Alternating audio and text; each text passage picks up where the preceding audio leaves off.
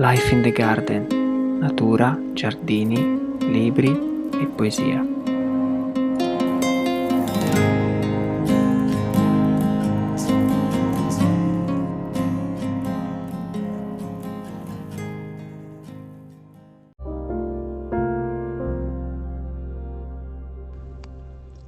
I semi portano in sé il domani, scatenano il piacere della pianificazione e di inedite possibilità. Offrono un aggancio al futuro, ed è un futuro che si può facilmente immaginare. Si sa che qualunque altra cosa accada, almeno le lattughe e le calendule cresceranno. Forse bisognerà lottare contro i parassiti e il maltempo, ma se alcune colture andranno male, sicuramente altre prospereranno. Tratto da Coltivare il giardino della mente di Sue Stuart-Smith, edito da Rizzoli.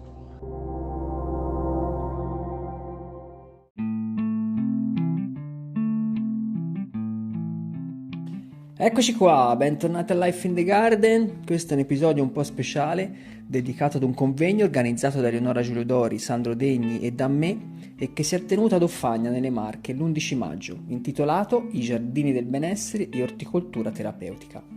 All'incontro sono intervenuti ospiti eccezionali come Sue Stuart-Smith, psichiatra e psicoterapeuta, autrice del bestseller Coltivare il giardino della mente, Margherita Volpini, ortoterapeuta e docente di orticoltura terapeutica, già ospite nell'episodio 22esimo di Life in the Garden, Ania Balducci, docente di orticoltura terapeutica dell'Università di Bologna, e Monica Botta, architetto paesaggista e direttrice del corso Therapeutic Landscape Design del Politecnico di Milano, già ospite anche lei del podcast nel 7° episodio.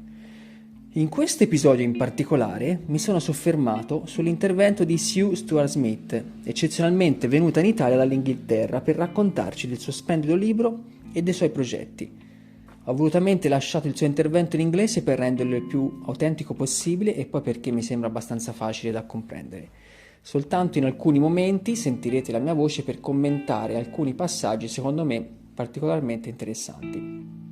Durante il convegno, Eleonora, Sandro ed io abbiamo avuto modo di presentare il nostro corso specialistico in orticoltura e progettazione di giardini sostenibili, che partirà a fine settembre di quest'anno e che verrà realizzato in collaborazione con AMAP Marche, ossia l'Agenzia per l'innovazione nel settore agroalimentare e della pesca delle Marche. A breve usciranno informazioni sul corso proprio sul sito amap.marche.it. In ogni caso, se volete, potete scrivere alla referente AMAP all'indirizzo belelli-valeria@amap.marche.it. A questo punto non mi resta che augurarvi un buon ascolto. So yes, today I'm going to talk about various themes in my book, The Well-Gardened Mind, and also I'm going to just show a few images and talk about a project that I'm developing at home with my husband Tom Stuart-Smith, which is a kind of community garden and an education garden. So just by way of introduction, I want to say a bit about, the state that we're in, I suppose. In the decade leading up to this, we've been seeing rising levels of anxiety, of depression, people struggling in various ways, and also growing social isolation. And the pandemic has really made that worse. So there is, I think, a growing recognition that our way of life is becoming unsustainable psychologically as well as ecologically. And some of this has to do with a lack of valuing care, neglect of what people need to thrive, as well as what the planet needs to thrive. And you'll see that care is a big theme in what I'm going to say. A garden is, by definition, a cared-for space, and can also help in various ways to connect people with each other as well as with nature. Okay, so I'm going to start by talking about spring. Here we are in spring, and these are seeds from my home. In our greenhouse at home. And the simple act of sowing seeds has enormous psychological consequences. We saw at the beginning of the pandemic how people rushed to sow seeds. It was spring and everything else was cancelled. There was nothing to look forward to. We were all full of fear and dread. And this simple act of sowing seeds and having something to plan for was a psychological lifeline for many people. There are many times in life when we face the situation where the future is very problematic. If somebody is suffering from a trauma or a bereavement or depression, the future is hard to imagine in a positive way. And gardening, which is always forward-looking, can help in a very ordinary way to start that process of positive anticipation. And, you know, for our mental health, we need to have a sense of future. We are a forward-looking species. It's our ability to anticipate that marks us out. And if we don't have a sense of future, we lose motivation and we lose a sense of purpose. And when we garden, we have to work within the seasonal calendar. You know, we live in an age when so many things are available every hour of the day or every day of the month. And also we live in an age of quick, you know, wanting things quickly, fast. With the garden you have to slow down to plant time, the growth of plants. And also you have to work within the structure of the seasons. And the other important thing about that is that you can't procrastinate. You know, if you're feeling a bit low or a bit overwhelmed, you know, it's easy to keep thinking, I'll do it tomorrow, and then tomorrow never comes. But in the garden, there's a window of time, and the garden pulls you outside to attend to things. Now, I'm not sure how clearly you can see here, but this is where the seeds were destined for. This is my vegetable garden, but it's also full of self-seeded annual flowers, which I encourage for the pollinators. And this is so important as well in the age that we're living in, of biodiversity loss, that gardeners can do so much to support wildlife. And I've come to see gardening not so much as an activity, but a relationship with the plants, a relationship with the earth, a relationship with place, and it's about us finding our place in the web of life.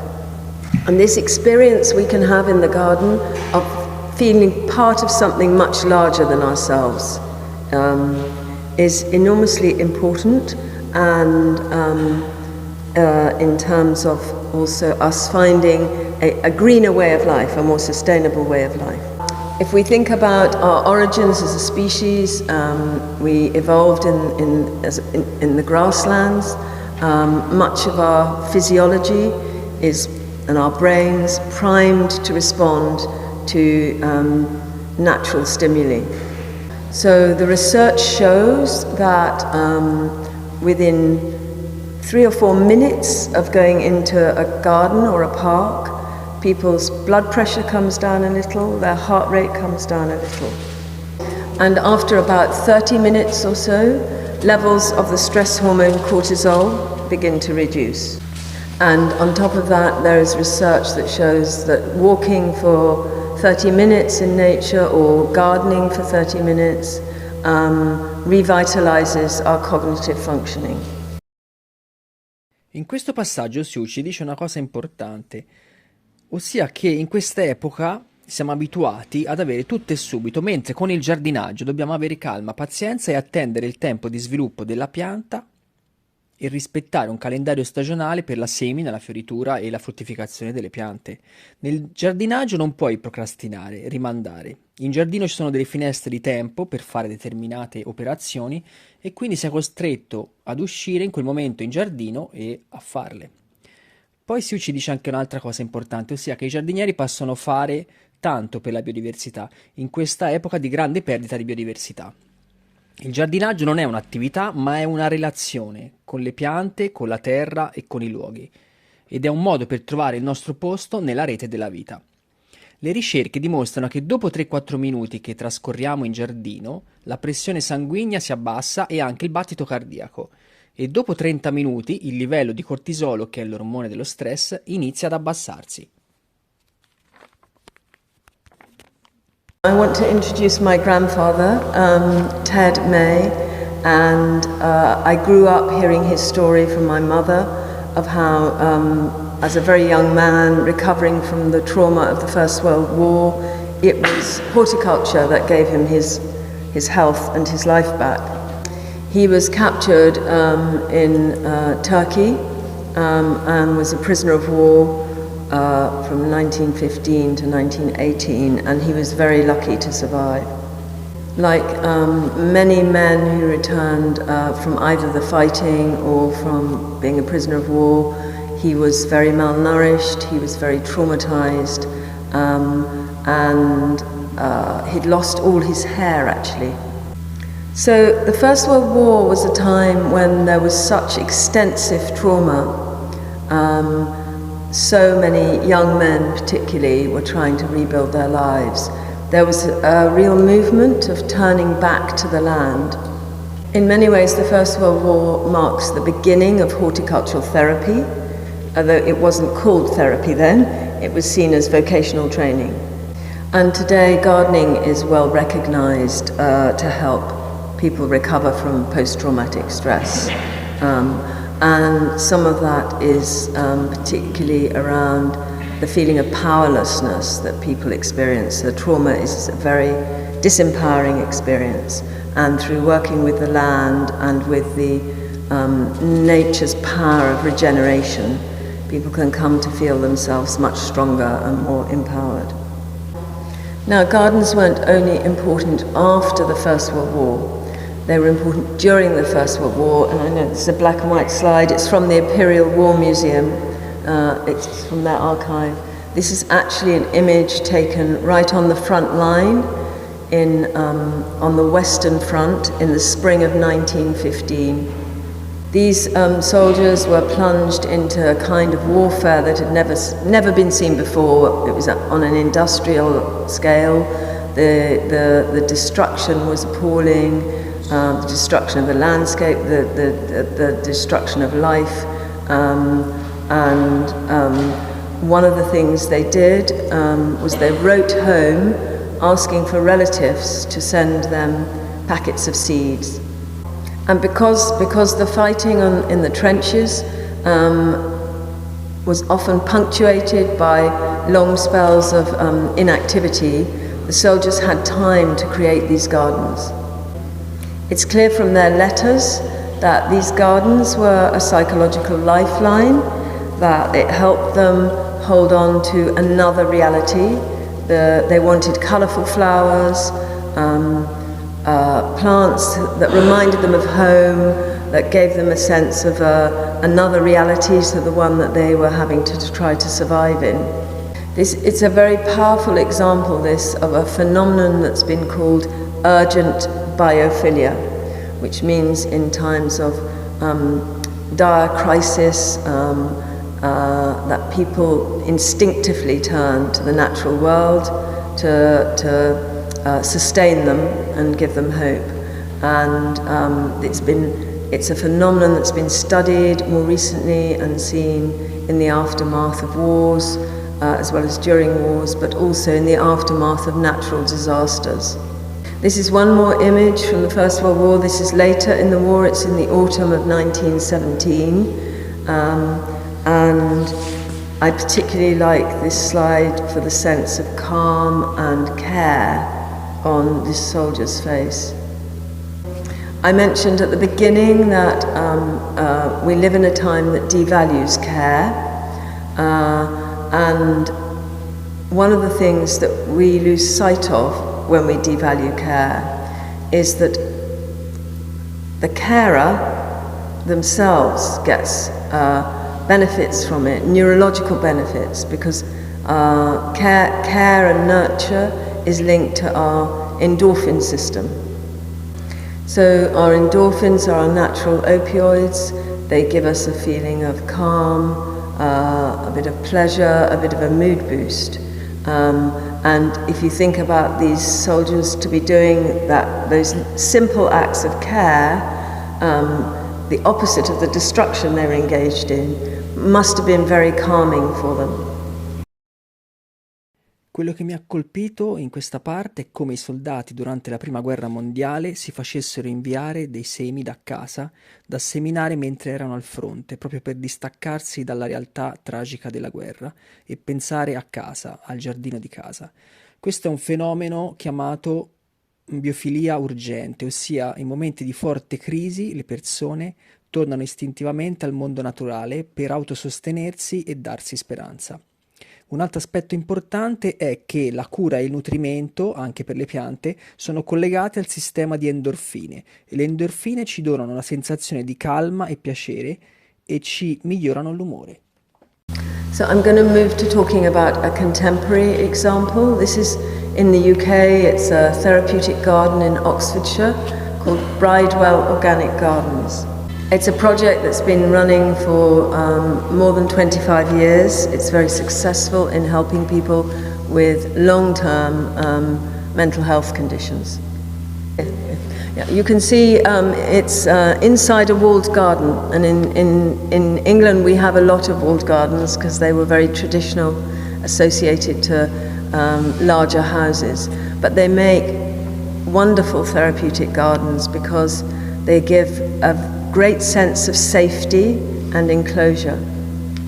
Of course, it doesn't have to be a wall, but this sense of protection and sanctuary in a garden is fundamental to how gardens can be therapeutic.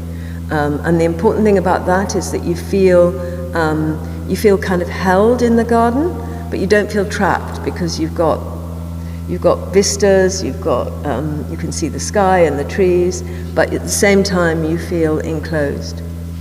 And the other thing that needs to be in balance in a therapeutic garden is the working areas on the one hand, the doing of the gardening, the activity of the gardening, and then the places where someone can be more private and simply be in nature, not have to do any tasks, but connect with the natural world in a mindful way through their senses.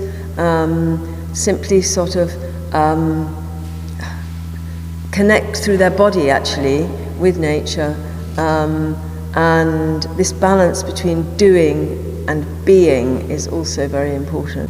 I'm just going to mention one of the thinkers who inspires me and who I write about in the book. He's a British psychoanalyst and paediatrician. He died in the 1970s. Called Donald Winnicott. He didn't write about gardening, but he loved gardening. He wrote about mothers and infants, and also the importance of creativity and play in adult life as well. And I think a garden can give us an accessible way to experience our creativity, to feel our creativity, and that's because not all the creativity comes from us. So the way I see it is gardening is what happens when two creativities meet, human creativity and nature's creativity, and it's the power of that coming together that makes it so potent. So this is in our garden at home again at the barn, the delphiniums in our vegetable garden. I hope you can see the blue, the beautiful blue. I really love this blue. It absolutely stops me in my tracks when the flowers first come out in summer. So at its best, particularly in summer, but at all times of year potentially, a garden gives us a concentrated dose of beauty. And when we experience something beautiful, we have a sensation of being taken out of ourselves. It's as if we merge with the beautiful object. That may be a painting. I'm not only talking about nature, but anything beautiful. We're freed from ourselves for a time, and our daily cares and worries recede. So when I was researching for my book, I decided it was important to understand what's happening in the brain when we experience beauty, and I discovered some really interesting neuroscience research from the University of College in London. And what the researchers were looking for was to see if, regardless of the form of beauty people were experiencing, in any sensory modality or even abstract beauty, whether there was a kind of a signature for beauty that connected all these different types of beauty. So is there something unique to the experience of beauty? And using brain scans, they were able to observe what was happening in the brains of people having these experiences. And what they saw was that when we experience something beautiful, it's the deep emotional centers in the brain that are activated. And this is a similar pattern as is seen in romantic love. So beauty and love are closely connected, and you know, experience of beauty can help us recover a feeling of love of life, for example. And in terms of the networks that are involved in the brain, we could say that beauty is neurologically replenishing because it's associated with release of endorphins again, but also serotonin, our background feel-good neurotransmitter, and also dopamine, which is more energizing and motivating. It's easy to think of beauty as a sort of a nice add-on to life or a bit of a luxury, but I think beauty is fundamental to our experience of life, and it's only when people are deprived of it that they realize the power of it. Because if you think about what's happening in the brain, beauty is a form of nourishment. Sue ci parla di un giardino terapeutico in Inghilterra chiamato Bridewell Organic Gardens, nato 25 anni fa. E la cosa interessante è che in questo giardino sono ben divise e devono essere in equilibrio la zona del fare, dove i pazienti lavorano attivamente, e la zona dell'essere, dove bisogna semplicemente essere, rilassarsi e connettersi con la natura. E credo personalmente che questo sia importante per tutti in giardino, ossia avere dei momenti in cui facciamo, lavoriamo, e dei momenti in cui semplicemente siamo, cioè ci rilassiamo e stacchiamo la mente. Quando noi facciamo esperienza di qualcosa di bello, quindi osserviamo un'opera d'arte o un fiore o siamo in un bel giardino, è come se fossimo liberi da noi stessi e ci immergessimo nella bellezza della natura o dell'opera d'arte. E gli studi hanno dimostrato che vengono attivati i centri emotivi più profondi del nostro cervello, che sono gli stessi che vengono attivati quando ci innamoriamo, quando proviamo amore. Okay, so here's some beautiful roses in a very unlikely place. This is San Quentin Jail in California. So this was very controversial when this project was set up. You know, people said, why should the prisoners have any beauty? It was set up by a woman called Beth Waitkus in the aftermath of 9/11.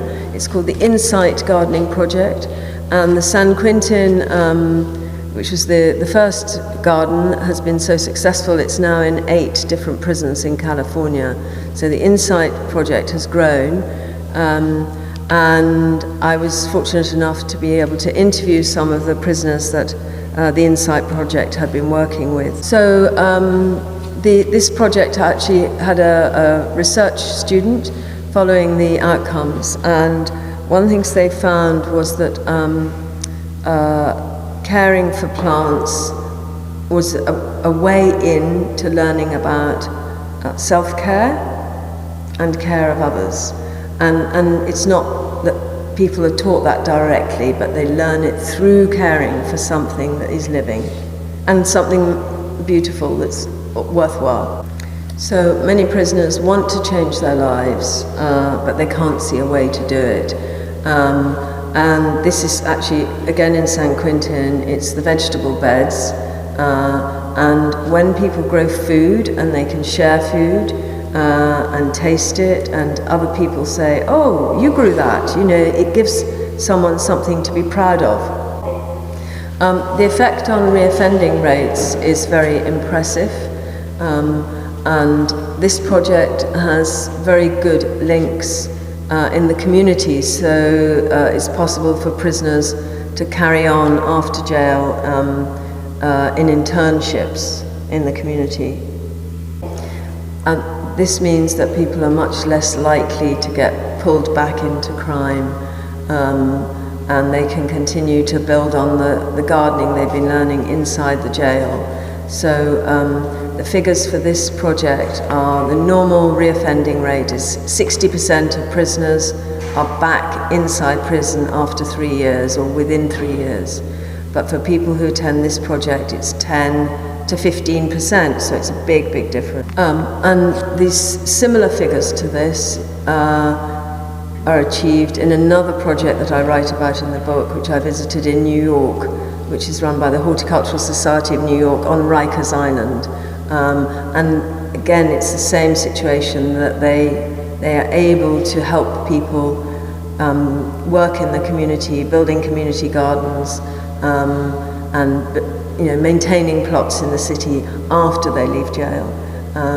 And again, they have a dramatic impact on reoffending rate. Molto interessante anche questo progetto di cui ci parla Sue, che si chiama Insight Garden Program e che trovate online come insightgardenprogram.org, progetto fondato da Beth Waitkus per portare i giardini e gli orti dentro la prigione di San Quintino in California, dove i detenuti possono coltivare e curare ortaggi e fiori. Gli studi hanno dimostrato che normalmente il tasso di recidiva nei detenuti è del 60% nei primi 3 anni dall'uscita dal carcere, mentre per chi aveva seguito questo progetto degli orti e dei giardini il tasso si abbassava al 10-15%. And really that's very much linked to what I'm trying to do at home with my husband Tom, who's a garden designer. And this is an image, this is a computer image, it was for our planning, but it just shows how it will look. We're nearly there, we're nearly finished.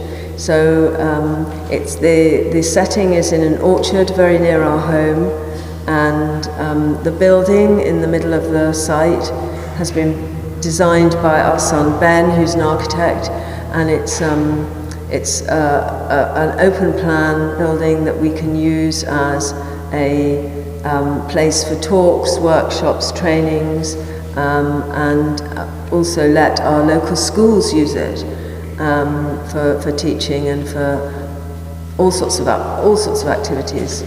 So the other things in the space include a little plant nursery at the back behind the building, which is going to be run by our partner charity called Sunnyside, which helps young adults with learning difficulties like autism. So in front of the building there are some veg plots on one side, on the left-hand side, and which we're going to use mainly for schools, actually, for education. And then on the large area on the other side is something called a plant library, which I'll say more about in a minute. So I just want to show you the making of the garden. So we used no-dig methods. This is for the veg plots. This is in the first year. This is us getting it established, the garden established in 2020. 2020. This is the following year with a lovely team of volunteers who helped us put the herbaceous, so the plant library is full of herbaceous perennials, something like 1,500 different varieties of herbaceous perennials, as well as some bulbs. And as you can see, it's all set out in grids.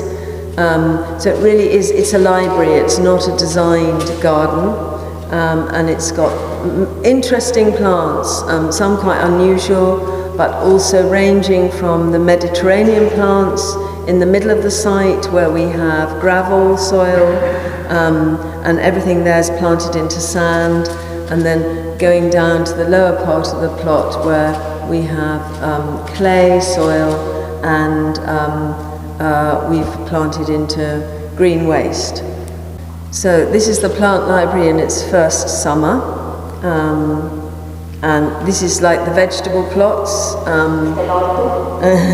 If you can see the sunflowers there. Our local youth counselling charity who came with a small group of children on Wednesday afternoons, and this plot with the sunflowers was theirs.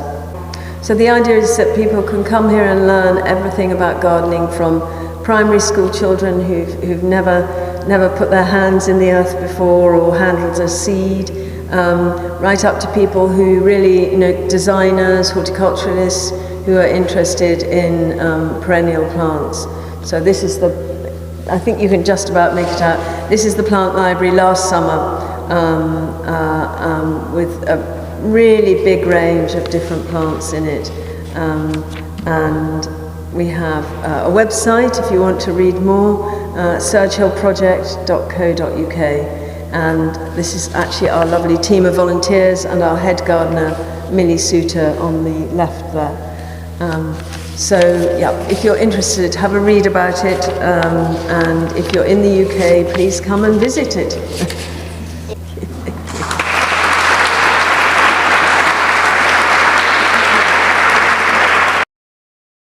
Nel finale Sue ci racconta del suo progetto che sta realizzando con il marito garden designer Sue Stuart-Smith in Inghilterra e che si chiama Serge Hill Project e che trovate online come sergehillproject.co.uk.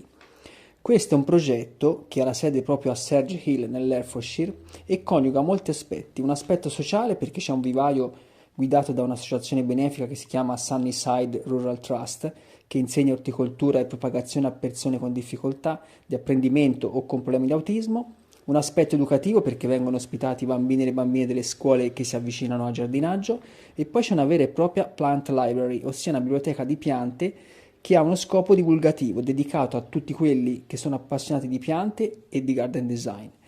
Un luogo veramente da andare a visitare e un progetto che dovremmo imitare anche in Italia.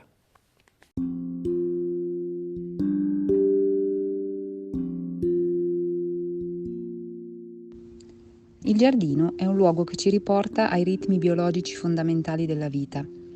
Il ritmo dell'esistenza è il ritmo delle piante. Siamo costretti a rallentare e la sensazione di sicurezza e familiarità ci aiuta a entrare in uno stato d'animo più riflessivo. Il giardino ci offre anche una narrazione ciclica. Le stagioni si ripresentano e abbiamo una sensazione di ritorno. Alcune cose cambiano, altre restano uguali.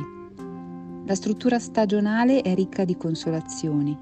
Più gentile con la psiche, permette di imparare perché dà una seconda possibilità. Se qualcosa va storto quest'anno, sappiamo di poterci riprovare nella stessa stagione l'anno prossimo. Tratto da Coltivare il giardino della mente di Sue Stuart-Smith, edito da Rizzoli.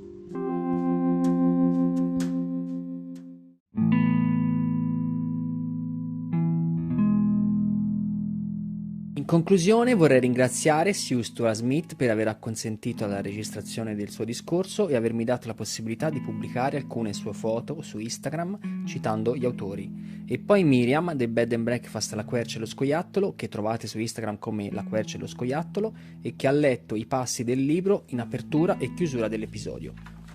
E poi vorrei ringraziare tutti quelli che ascolteranno e condivideranno questo episodio e che lasceranno 5 stelle di recensione sulla homepage di Life in the Garden su Spotify.